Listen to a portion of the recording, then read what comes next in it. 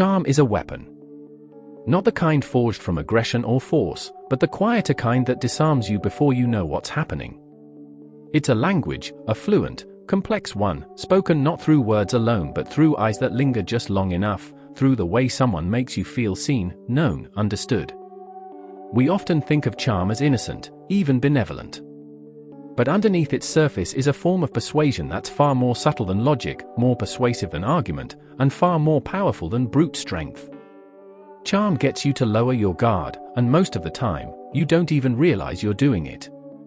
The people who use it well understand something fundamental about human psychology. People don't want to be impressed. They want to be validated.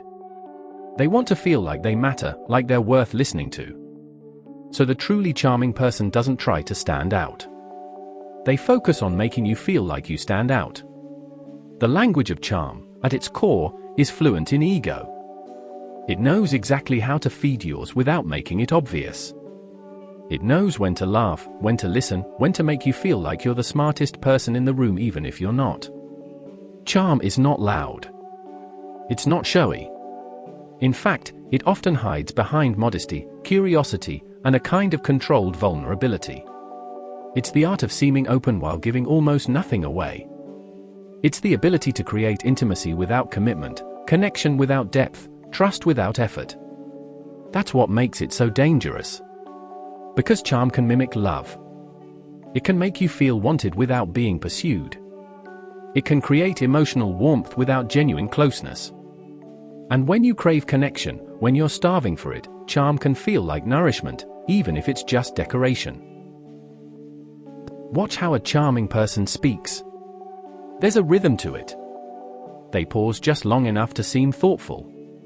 They tilt their head just slightly when you talk, as if you've just said something brilliant. They use your name, not too often but just enough to make you feel like you're not just another face. They touch your arm lightly during a laugh, maintaining a kind of physical bridge that feels friendly, not invasive. It's orchestrated, but it never feels that way. The best charmers understand the power of rehearsal that doesn't look rehearsed. But let's be clear, charm is not necessarily manipulation. It can be authentic. A person can genuinely enjoy people, can genuinely find them interesting and speak the language of charm naturally. In fact, many people are charming without even realizing it. Their presence just puts others at ease. Their warmth isn't manufactured, it's sincere. And that's why it works. That's what makes charm so hard to resist, it blurs the line between performance and reality. Still, when charm is used to manipulate, it's rarely aggressive. It doesn't need to be. It works through invitation, not imposition. You want to say yes. You want to agree. And that's what makes it more effective than force. Force makes people defensive. Charm makes people compliant. A charming person can make you question your own instincts. They can make you feel like your hesitation is a flaw, your skepticism a form of cynicism. They'll make you believe that your doubts are overreactions, that your discomfort is paranoia. And by the time you realize what they're doing, it's already worked. Charm is most dangerous in people who know how to weaponize intimacy. They know how to look into your soul without showing you theirs. They make you confess, unravel, and open up while they remain a mystery. They listen closely not just to understand but to collect information. They're studying you, what you like, what you fear, what you crave, and then becoming exactly that.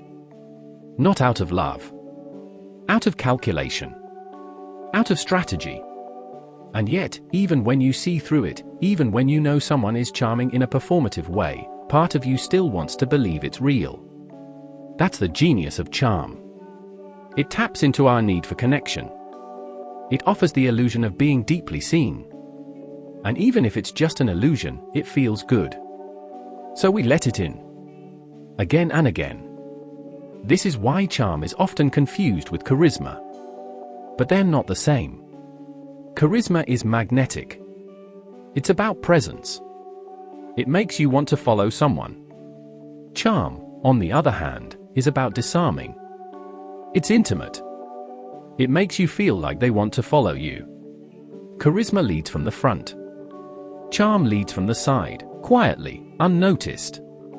If you want to protect yourself from the more manipulative uses of charm, pay attention not to how people make you feel, but how consistent their actions are when they're no longer performing. Are they just as warm when they don't need something from you? Are they still interested when you're no longer interesting to them? Can they handle boundaries without guilt-tripping you? Can they sit in silence without needing to fill it with affirmation?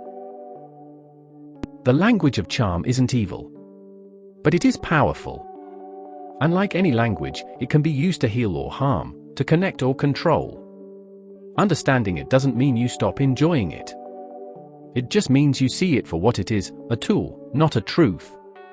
And when you can recognize charm as a form of communication rather than a declaration of intent, you'll stop mistaking it for love and start listening to what it isn't saying.